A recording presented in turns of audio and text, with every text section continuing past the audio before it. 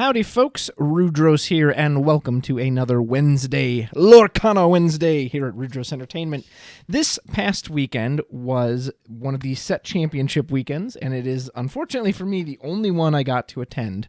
I had a previous weekend for a Final Fantasy tournament, so I was only able to go to one single set championship to compete for a Stitch, which was unfortunate. I would have loved to have tried 2, 3, possibly even 4, but it just wasn't meant to be, which is unfortunate.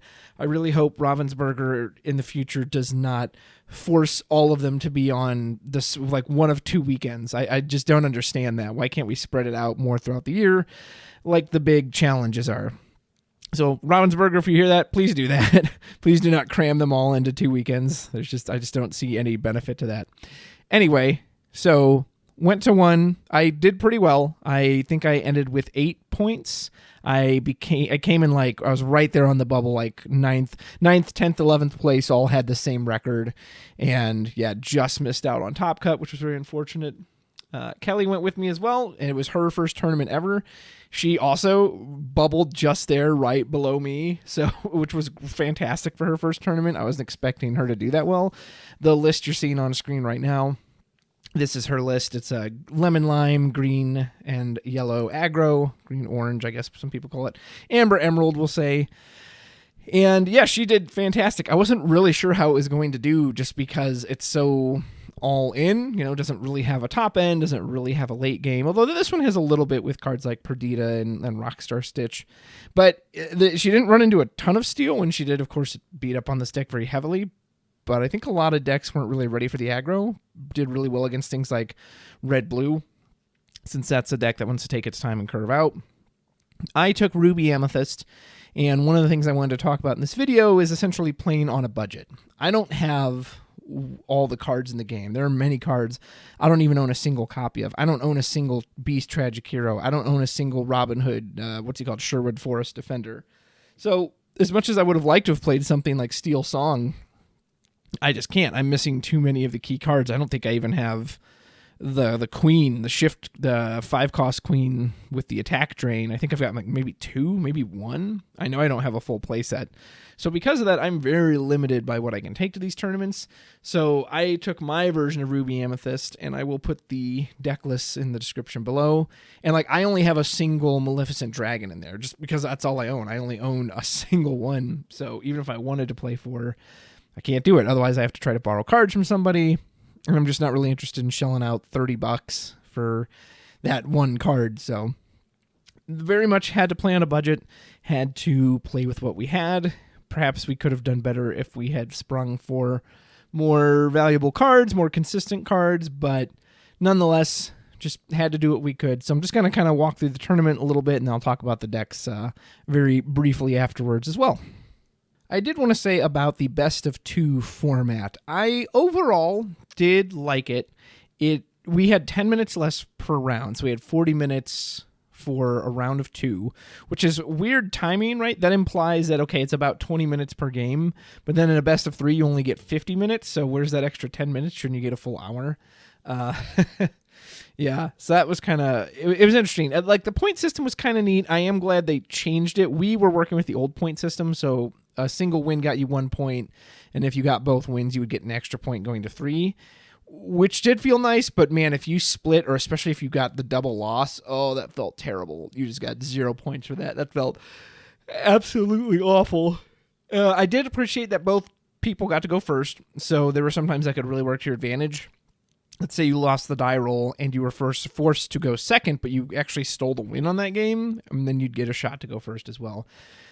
I did kind of miss, sometimes in the best of 3, by the time you get to that third game, you really know what you want to mulligan for. You really kind of have an idea of the matchup and go, okay, this is what I'm looking for. Let's go all in. Let's really cultivate and change how we're going to battle this matchup.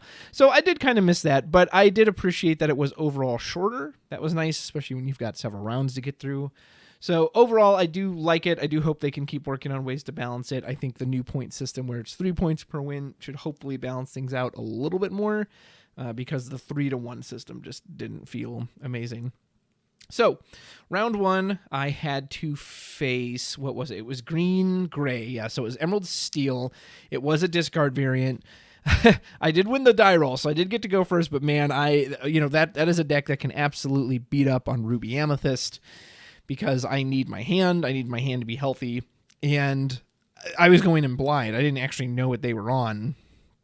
But I had a good curve out. I think I, had like Olaf into Snake and all that.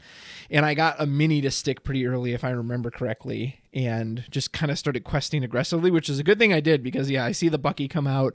I see the aggressive discard stuff start to come out, and they were able to stabilize and beat my board down pretty well, but ultimately I was able to hang on just enough to get the win. And then in game two, opponent got to go first, and they just absolutely wiped the floor with me. Hit the Bucky early, pushed so far ahead with the, Jafar and Beast and Tinkerbell, just discard. I just absolutely got destroyed in that game. But considering how bad that matchup is for me, I was very happy to walk away with a 1-1 split. I was like, okay, we'll see. Maybe this is how the day is going to go. Next, I took on green-purple, which I feel pretty okay against. I've heard some people say that it can beat up on red-purple. I don't know. I'm not 100% sure on the statistics of it, but I felt pretty confident, and I did really well. I don't think I won the die roll, so I think I did end up going second, but I have a lot of outs to their early cards, so what's it called? The Merfolk and the Flynn. Like, yes, they do hit my hand with those, but usually I'll just throw out uninkable cards. I'll throw out the Be Prepared early because the Ursula can snipe it anyway, the 2-cost Ursula. So... And once I take out all their creatures, and the nice thing about facing that deck is if they can't keep their creatures on the board, then they can't bounce them with their own Madam Mim, Snake, and all that. So it really just helped keep the board clean. I did really well with this. Went 2-0, ended up beating my opponent. I don't recall it being super, super difficult. Like, it felt like it was pretty favored in my favor. Granted, I don't think they ever pressured a whole lot. Like, I don't know if they ever even got the big Ursula down to sing a song. So it's very possible they may have just bricked. And so maybe I got kind of lucky, but that one was smooth. So I'm feeling really good after this. I was like, oh, sweet. I just 2-0'd. That's an easy 3 points. I've got 4 points. Let's go. Let's step on the gas, baby. Then in round 3, things went from great to terrible. I had to go against blue-gray, so Sapphire Steel, which is one of my worst matchups. And opponent got to go first. And man, anytime I see someone else play a blue deck, they always get the Fishbone Quill on turn 3. Maybe they've got 1 jump even on turn 2. They just ramp out perfectly. Always have the Popsicle turn 1 because then Flaversham comes up to restock their cards. And when they're doing that well, I'll be honest, I don't really know what to do because on one hand, I don't want to draw too many cards because if you draw too many cards, they just not be prepared. A whole new world, and then you lose your hand. And so I think I probably made the mistake. I was inking some of my draw spells thinking well, they're just going to whole new world me anyway. And they never did because they were ahead because of all the Flaversham draw because they saw Flaversham. So I was basically just running on empty, didn't have cards in hand. So they absolutely destroyed me game 1. Game 2, man, I'm still so bummed about this. I should have won this game because they had such a slow start. They didn't see Fishbone Quill. They kind of bricked, but unfortunately, I kind of bricked too. I had early cards, but I didn't see mini, so I couldn't put on any questing pressure. So legit, it was Olaf into the one of Broom, Magic Broom I have into... God, turn 3 was Maleficent. So I was questing in their face with no response from them, but it didn't matter because it was all just for 1 lore. And I just stalled in the mid game when they clearly didn't have much, but I was not drawing anything. I wasn't drawing cards that dug me deeper into the deck. I don't think I saw a single Merlin Rabbit that entire game, which was really frustrating.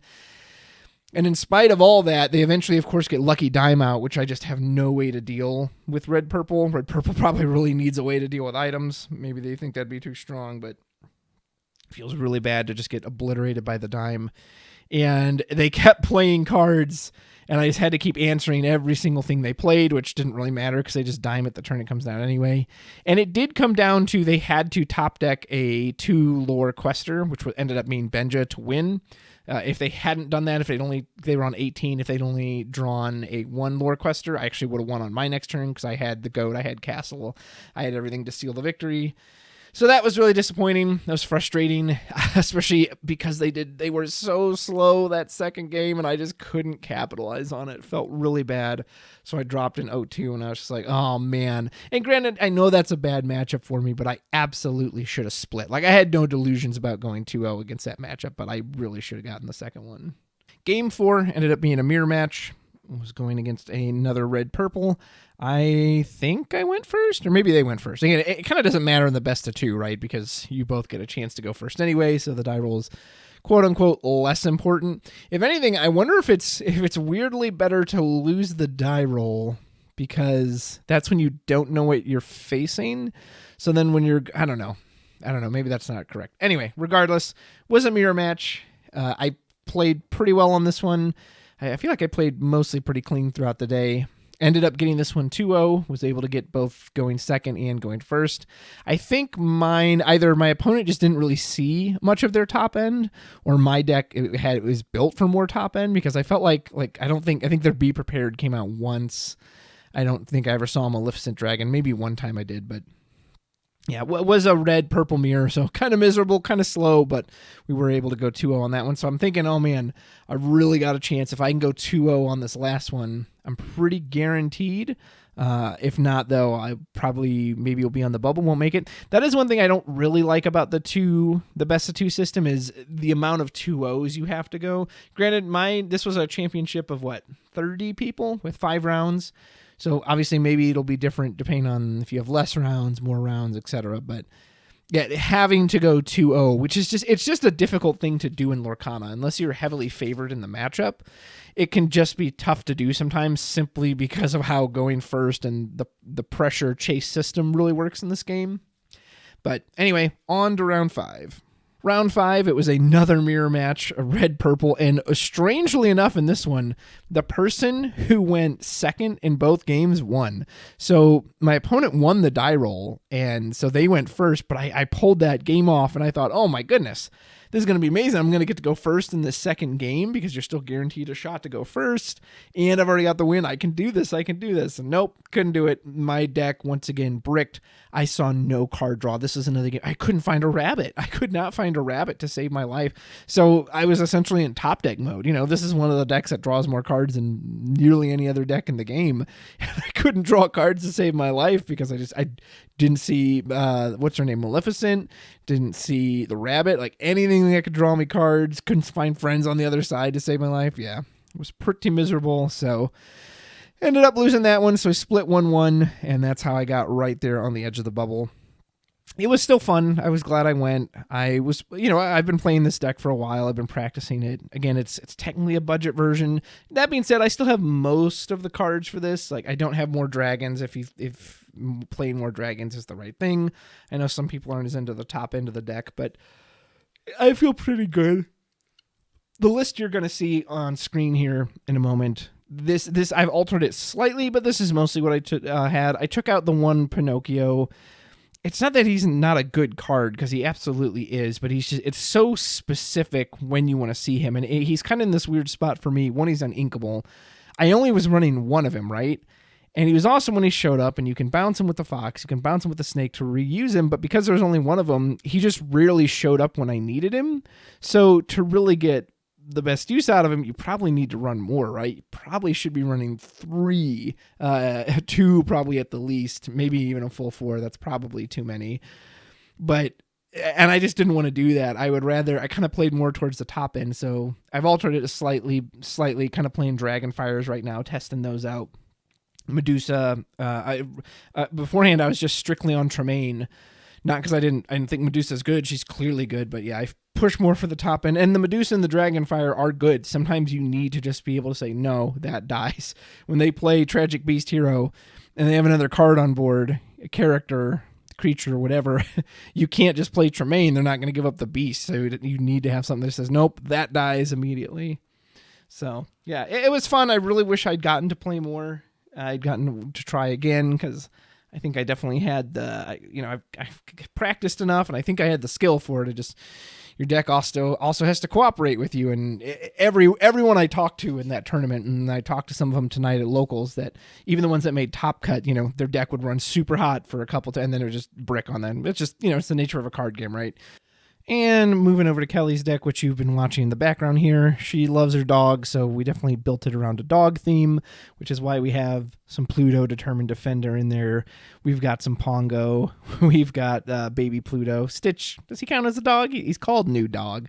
We originally had even more dogs in there, but she decided I'd rather do well and win, so we had to cut out a lot of stuff, like the Dalmatians, like the Lucky Dog, just to make it more consistent and to put better cards in there. And yes, she did great. She, has struggled at kind of little locals in the past because aggro is just in such a weird/bad place right now, especially when it runs into steel. Steel just has way too many consistent answers to it. However, when people are playing the late game decks, it's really good. And I think that's what happened, is that folks weren't really expecting this or prepared for it.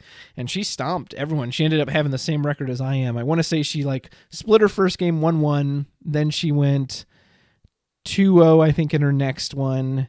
And then 2-0 again. But then she dropped 0-2 the last one. And then I think split another 1-1. So we ended up with the same number of points. But no, she did really well. You've been seeing it run in the background. There's nothing special about it. It's 60 characters, so Mufasa cannot whiff. She had one great time where Mufasa hit Pluto Determined Defender, which then prevented the opponent from taking out all the small stuff on the board. And yeah, you just want to, put stuff down and then go for it. And so this is another good example of a budget list. There's only 3 Cursed Merfolk in this list. There should probably be 4 because Cursed Merfolk, I think, is that good. But I don't own a 4th one, and I haven't seen any at the case at my store where I can buy one. And I could probably buy one on TCG Player, but so again, it's just I'm playing with what I have, and this is what I've got. Luckily, I do have 4 Perdita. I did have to buy a few of those. Same with Rockstar Stitch. For the longest time, I only had 3. And when she said she wanted to play in this tournament, I was like, okay, I've got to find a 4th one because I want this deck to actually be good and give you the best chance you can. So yeah, there's nothing super line heavy about it. Your top ends are either Perdita or Rockstar Stitch, who can draw you a bunch of cards. You can get there even quicker if you have baby Pluto into what's it called? Doc can also lower the cost of cards. Big Pluto's kind of weird. I really was excited about this card when it first came out. Sometimes it just feels too slow. And in particular, there's just too many things that work on it in the meta, right? It can just die to a single Medusa.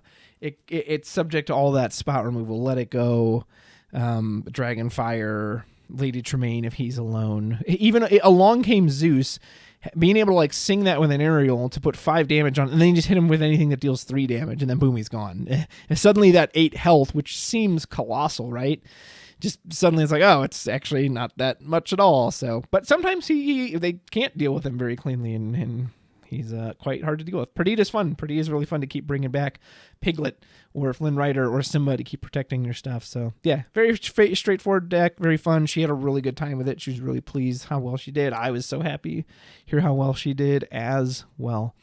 But had to choose our budget options, and there you go. So unfortunately, could not bring home a Stitch Enchanted card or a playmat.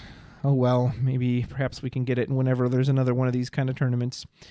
Let me know if you are also been playing on essentially a budget version of a deck, and maybe some of the what's the word I'm looking for? Some of the caveats or concessions you've had to make. That okay, well, I don't have these cards. This is what I have, so I just got to play what I can. So, had a good time. Hope you had fun at your tournaments as well. Stay tuned for more Lorcana news every Wednesday. I'm definitely cooking up more fun ideas. I know we're getting close to the end into the Inklands, and Ursula's return will be upon us very shortly. So, I might do a little wrap-up video on what's it called? On the whole the set as a whole, and maybe I don't know if there's a whole lot of deck stuff to do. I've wanted to do a bodyguard one with Little John, but we'll see what I can get to. Anyway, thank you so much for watching. I really appreciate it. And until next time, take care.